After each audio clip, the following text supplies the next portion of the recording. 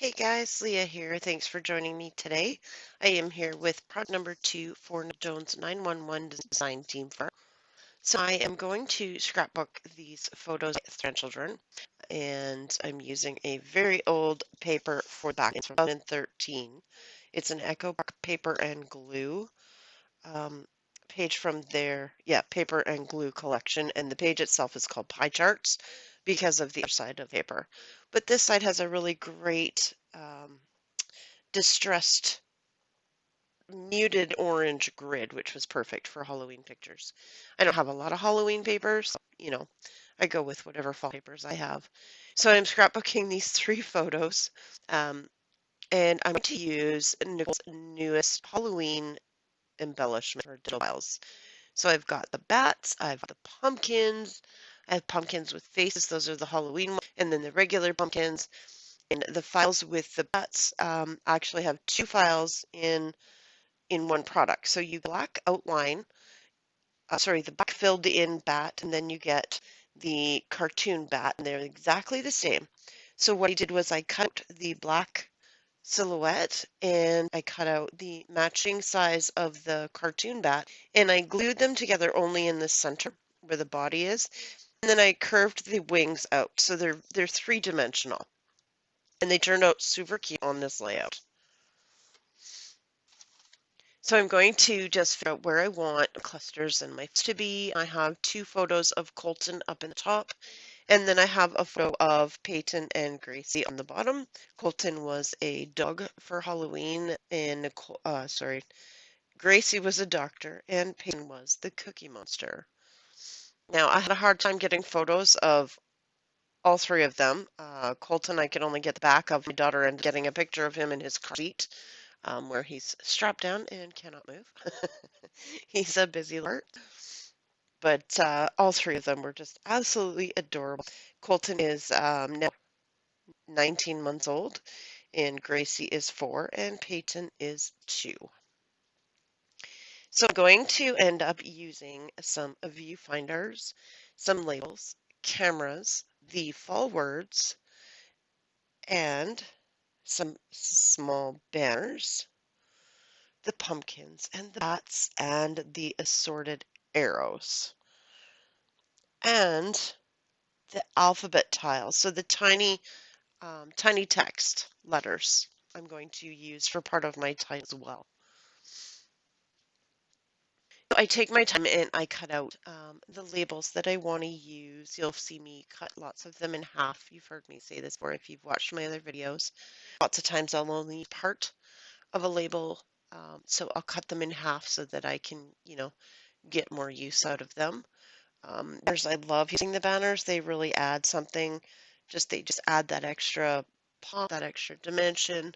So I've been really enjoying adding those to my clusters as well. I have some smaller viewfinders. These I think are the 1.5-inch viewfinders in the dark gray.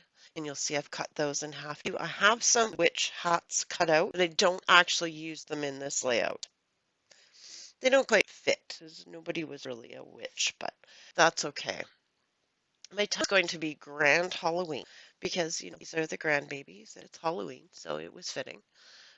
I'm going to just use these flat alphas for grand, and then I'm going to use the tiny text letters from Nicole for the word Halloween, and I cut them out and I just stress them with my archival distress ink in black soot. So yes, I am going to take the time, cut them all out. I don't print them on sticker paper. I have tried, and I probably could do it again, but I haven't quite figured out my silhouette much, and I find the cardstock is much easier to cut out. So I'm using the fall words in also the dark gray. I pick out the word family time, memories, and also treasured. So I cut those out. I also distressed those with the black soot as well. Now this is distress archival, so it's permanent ink. I tend to lean towards those because I do mix media as well. So They're just the ones I reach for most often.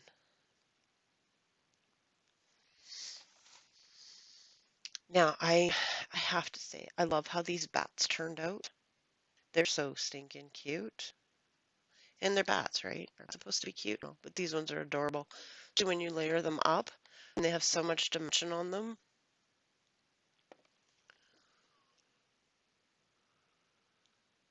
So I'm going to get everything cut out and distressed. I will lay down the rest of my title. Super easy to lay down because there's a grid on this paper. So it makes everything really easy to get straight or straighter than my last layout, that's for sure.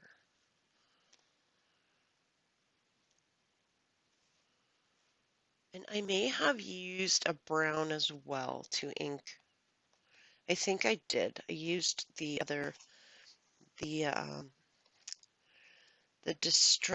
archival distress in, oh, what is it called? I come up with the name of it. I think it's Vintage Photo, but can't be sure right now. So I used that as well to just ink the edges of things that were brown, or the orange in the pumpkins. The cameras were brown, the little arrows were brown, so that's what I used that for. But for the other things like the letters, I used the black. Oh, there it is. It's not even distress archival. It's stays brown. That's what I used. So I did, I distressed the edges of the banners as well. Pardon me. Now, these photos are not my usual quality of photos, I gotta say. Sometimes I print out photos on my Canon printer, my inkjet printer, and they turn out really. These ones did not turn out as well. They have a different quality to them, which I'm not fond of, and I've never noticed that before with my Canon um, inkjet. But usually when I print photos, I just do a whole batch of them on my selfie, and I love the quality. The quality of those photos is just absolutely amazing. And yeah, I know the selfie doesn't print out true 4:6 photos, but you know what? That doesn't bother me because a lot of times I trim down my photos anyways. And really, it's not that big of a difference for me to have to worry about, not using selfie just because it doesn't print true 4:6 photos. I love the quality, and I get my refills here that I need. So that's a huge thing for me. I don't have to order them online. I can go here and get them at the store. So yeah, I'm still apparently inking letters. I yeah, edited this out, but again, I am getting used to it, filming and editing, and I'm still learning. It's a learning curve for sure. I do have a lot of videos planned coming up on my channel. So I'm going to have some series that I'm going to start in January. I'm also going to be joining a couple of collaborations in January, so you'll see those videos as well. My term on the Nicole Jones 911 Designs design team goes through April. So see some more layouts from me there.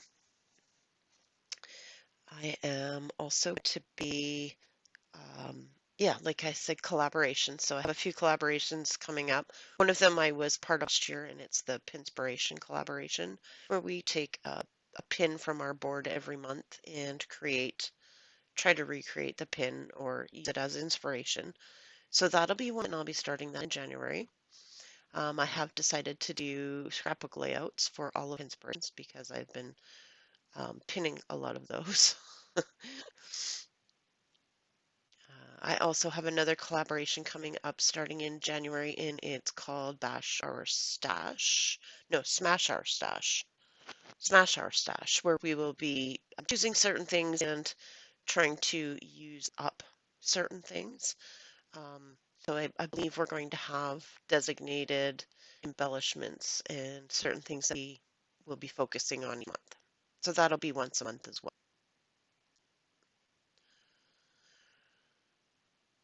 So you'll see I've been building my clusters as I go here. I have one. There's smaller clusters, but the three main clusters are going to be to the right of that photo of Colton, to the right of the photo of Peyton and Gracie on the bottom, and then just off of the left-hand side to the left of the title. And then, of course, there's other small pieces here and there, like the extra pumpkins and the bats. And I think the bats totally make this layout. I really do.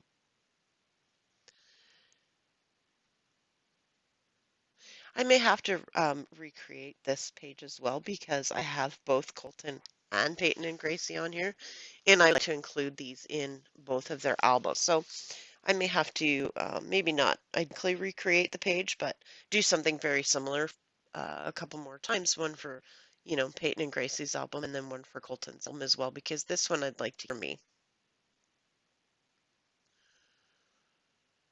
This is going my album. And I am not usually a Halloween person. I don't do Halloween. It's not one of my, it's really my least liked, you know, I don't want to say holiday because it's not a holiday, but it's just not one of my favorite times. I did thoroughly enjoy making the scrapbook page though. And I loved seeing the kids dressed up. So maybe, that's going to change because now I have grandbabies and they're going to dress up every year. I will always enjoy seeing them. So you see, I put that fall word treasured underneath Gracie and Peyton in that cluster, along with a viewfinder, label, banner, a camera, and then I've got the pumps layered up there as well. I put one on the corner in the cluster to the left of the title. I have the fall words that says family time. I have a bat and a viewfinder and a small arrow and a camera, and also a banner and a label. And then on the cluster to the right of Colton's picture, I have the fall word that says memories, and I have layered pumpkins and bats and viewfinder and camera and labels and banner and arrow. And then the bats, I tried to scatter them a little bit, but not, I didn't want them to be symmetrical across the page. So I tried to offset them from each other. Um, but yeah, and then enamel dots, I decided to go with a nice orange and a matte black. So the matte black is from Collections, and they have a little bit more depth to them than a normal enamel dot. So they're more like a gem, um, but with the texture of a matte enamel dot.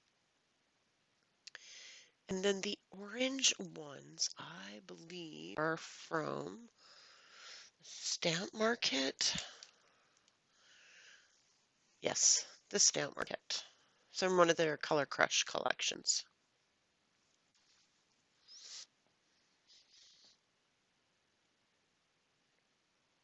The paper I forgot to mention, the background paper, I had actually splattered it before I started working on the layout because I wanted those black splatters in the background. And then at the end here, I decide I'm going to fold down that top corner because the top corner looks empty and it needs something. So I back that corner with dark brown textured from Recollections. Then I'm going to fold it down. I just, kind of try to decide if I'm going to curl it down and then decide, no, I'm just going to fold it down, in a corner. And then I add a piece of Nicole's grid paper in the orange behind it. So it kind of matches the grid paper on the front of the background. And then you have that smaller grid on the back with actually almost the identical orange that's in the paper. So I stick that all down there, and then in that corner where the grid paper, I'm going to use those flat alphas and put the year down in there. So it's going to say 2020.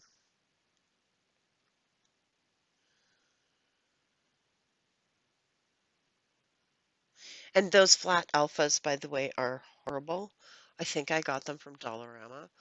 They look good once you get them down, but they're very thin, very flimsy, and I always have to re-glue them after with liquid glue because they just pop right back up again.